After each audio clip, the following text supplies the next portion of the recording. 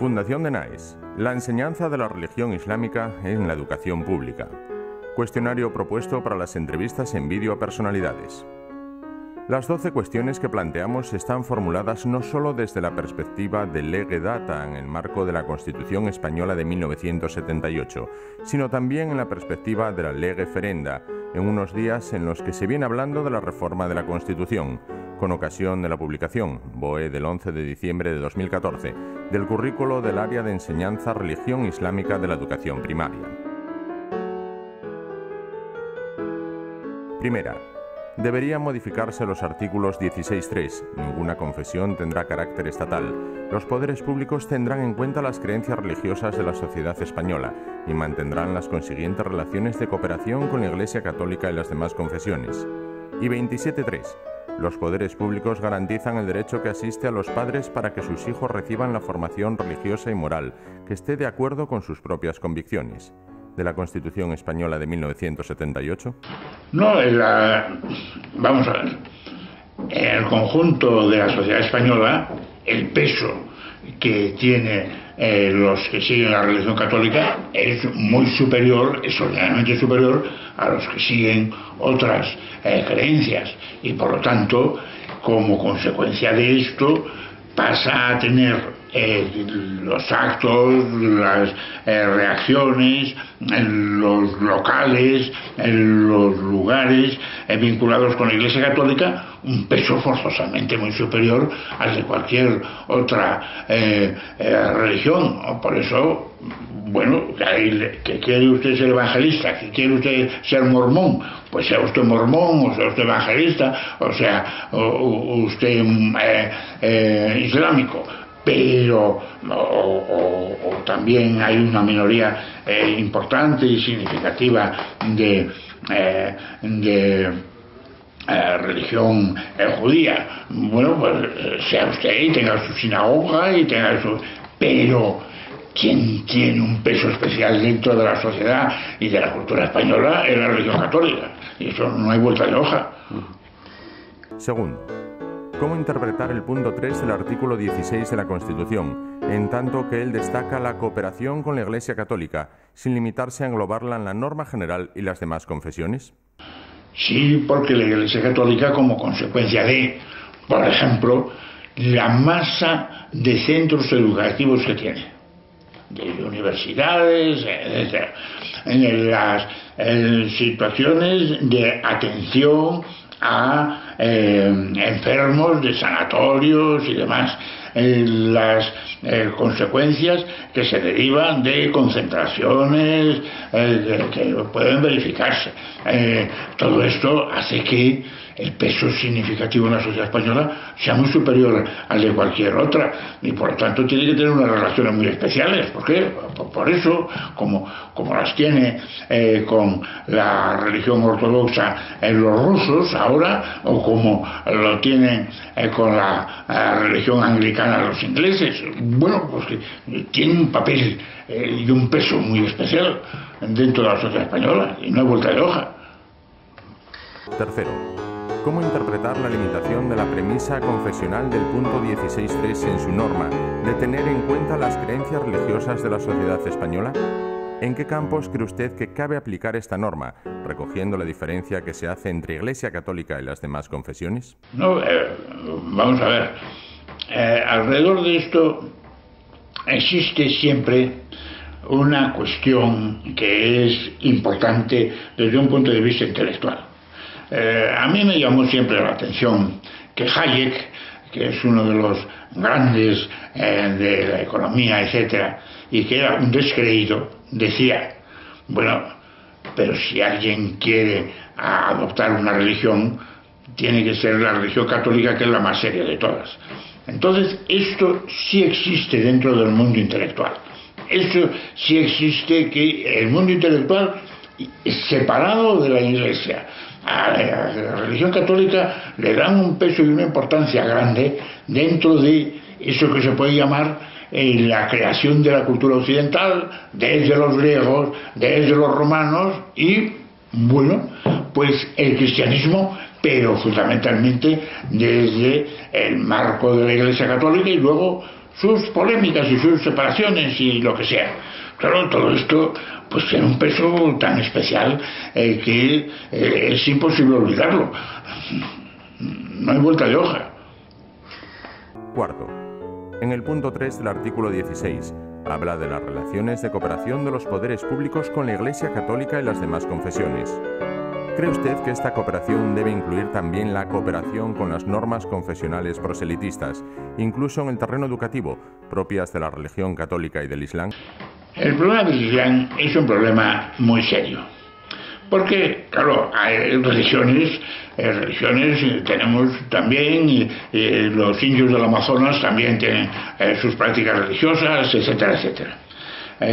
Pero el Islam, como muy bien dice Alfredo Weber, se ha quedado en la Edad Media.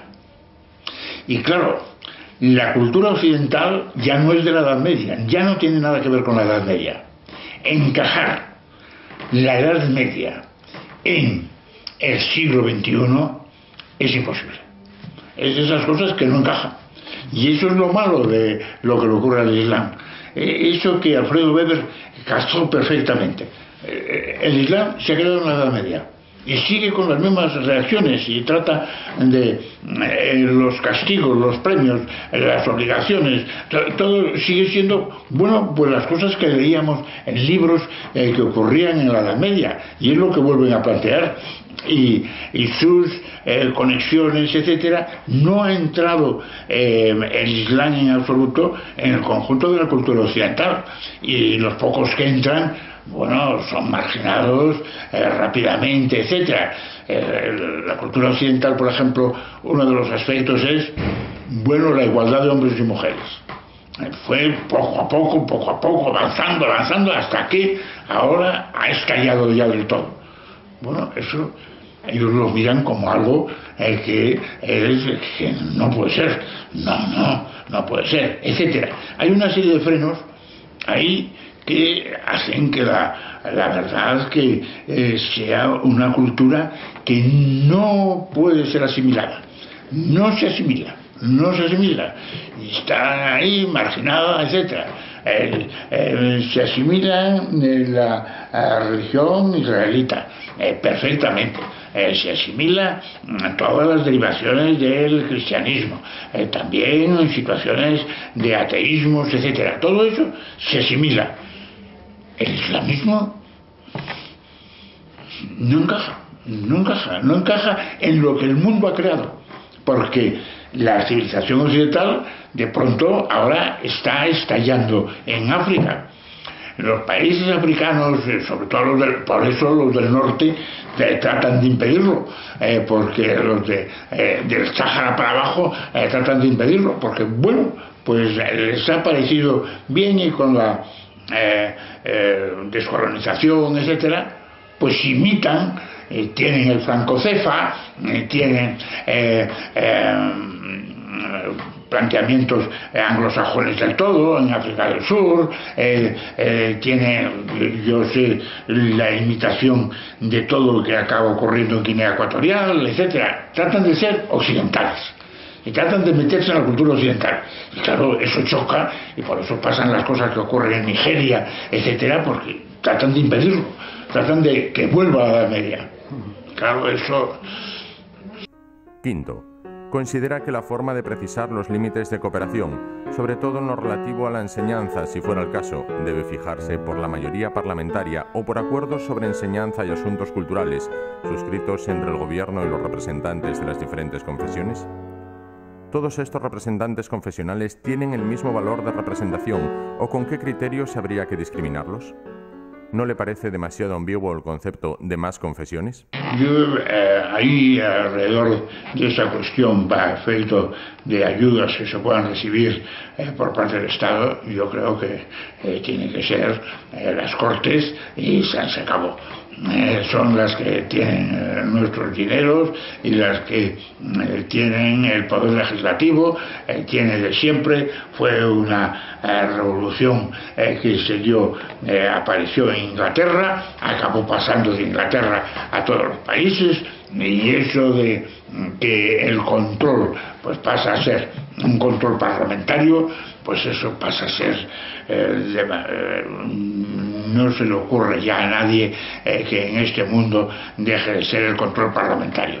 La otra cosa es que como consecuencia de la realidad social, normalmente los poderes parlamentarios tienen en cuenta una serie de cosas, etcétera, pero el poder es el presupuesto, lo aprueba el Parlamento, y eso pasa a ser algo que viene de una tradición inglesa primero, que fue pasando poco a poco, etcétera, al resto de los países europeos, y después pasa a América, y luego ya se generaliza, y los japoneses pues no se les ocurre ya otra cosa, serán budistas o no serán budistas, pero ellos es el Parlamento, y no hay vuelta de hoja, ahí no hay vuelta de hoja.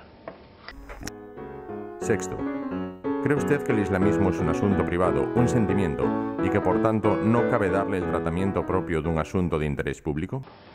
Yo creo que sí, el islamismo, más que un asunto privado, es un serio problema del mundo en estos momentos. Y es una situación realmente muy preocupante. Por causa de eso, a mí siempre me pareció que vuelve la situación de las cruzadas con Israel. El reino franco de Jerusalén ahora se llama Israel, que es un mundo occidental del todo, y que está ahí chocando. Mucho más que eso. Pues bueno, nosotros en Filipinas nos pasamos hasta 1898 peleándonos con los que estaban allí situados en Mindanao, etcétera, etcétera, del islamismo, que trataba de impedir que entrase Filipinas dentro del mundo occidental, etcétera. Esto es que es una situación diría tan dura, que se ha creado ahí una realidad tan fuerte que otra cosa diferente que intentar por todos los medios desarrollo económico, etcétera, se disuelva eso, y eso sería a largo plazo, a larguísimo plazo, claro, pero no hay más remedio que intentarlo. Séptimo, ¿es compatible la Sharia con el ordenamiento jurídico español? Por ejemplo, ¿la enseñanza del Islam atenta contra los derechos conquistados por la mujer en España? ¿Es o no la poligamia un rasgo cultural del Islam? ¿Se puede financiar la enseñanza de una doctrina que defiende la legalidad y moralidad de la poligamia? Sí, evidentemente no.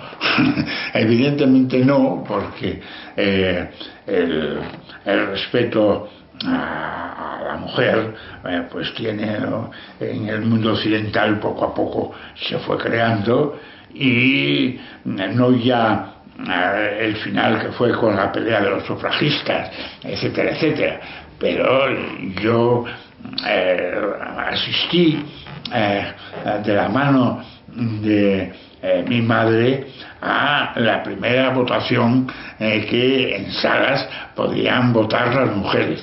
Por cierto, quien estaba allí porque se consideraba que eso iba a ser muy conservador, y quien estaba allí del Partido Socialista le dijo a mi madre: ¿pero qué pintas aquí votando tú? Eso es, no se me olvidará. Yo era un crío, me llevaba de la mano, me iba a votar. ¿Qué pintas aquí? El que estaba, ¿cómo se llaman? Los que están en la mesa representando a los partidos, los apoderados. El apoderado socialista, pues, ¿qué haces aquí en la nación? ¿Qué haces aquí? Pues votar porque tengo derecho a votar. Pero, en fin, eso es evidente, y que la igualdad pasa a ser fundamental. Por ejemplo, he estado en un centro hace 48 horas, en un centro que puede calificarse de muy refinado desde el punto de vista de la cultura económica, que es la fundación del Instituto de Crédito Oficial. Estaba ahí Dongues, estaba Toribio, estaba una serie, y soy yo miembro. De repente me di cuenta que había más mujeres que hombres. Nos ganaban por uno, me fijé, y digo, claro, sí, hay, empezando por la presidenta, que era una mujer. Bueno, y estábamos ahí trabajando tan cómodos y sin que ocurriese absolutamente nada. Claro, eso, dar la vuelta a eso es absolutamente imposible. Y permitir que de alguna manera se vuelva atrás y haya grupos que mantengan situaciones como esas, de poligamias y etcétera, es absolutamente no ya inviable, sino que es ya bordea lo repugnante. No, ya lo hemos asumido de otra manera y no. Octavo. ¿Hasta qué punto la enseñanza del Islam puede comprometer la propia idea de nación española en relación con planes como el de la Umma? ¿Cree que la enseñanza del Islam puede abrir la puerta a ideas como la teocracia, incompatibles con la democracia? Sí, por supuesto. Si apareciese aquí al andaluz, pues al andaluz sería, ya los asturianos tendríamos que pensar si volvíamos a estar allí montando los planes para de nuevo hacer tierra conquistada. Lo que hay, porque trataríamos de mantener allí los restos de la cultura occidental y poco a poco pues que eso se eliminase lo contrario y reproducir de Covadonga a Alfonso III. Pues eso, no, nada, no hay. Sería contrario, no ya a la Constitución, sería contrario a miles de cosas que forman parte de eso que se llama el contexto cultural ideológico de los españoles, que no nos damos muy en cuenta, pero que sí, que forma parte de esto, y sería cambiarlo todo de arriba abajo, y sería la superrevolución, pero mucho más que la revolución de Stalin en la Unión Soviética, pero muchísimo más. Es un cambio muchísimo más radical y mucho más tremendo, porque en tiempo de Stalin todavía seguía la pintura, las obras de teatro, la investigación científica. Yo estaba hablando con Basov, un premio Nobel de Física de esa etapa, pues él podía seguir investigando en física. Esas cosas dentro del mundo cultural islámico no cabe un Basov. Noveno. ¿Son compatibles con la Constitución de 1978 algunas suras del Corán relativas al yihad, como la sura 9.5, matad a los politeístas en cualquier parte donde los encontréis? No son compatibles. Sencillamente no son compatibles. Sencillamente no se necesita ser un gran jurista para ver la incompatibilidad, porque está diciendo cosas totalmente diferentes. Claro, no. La división de poderes, lo que significa la independencia que tiene que tener el Poder Judicial, como lo que se considera de los derechos de la persona que tienen que ser conservados por cualquiera de los poderes. Hay toda una serie de cuestiones que están dentro del mundo constitucional occidental que las urnas esas van absolutamente en contra. Décimo. ¿Considera viable una reforma de la Constitución que sustituya la asignatura religión por una asignatura denominada Historia de las Religiones Comparadas o por una asignatura denominada Filosofía de la Religión? Vamos a ver.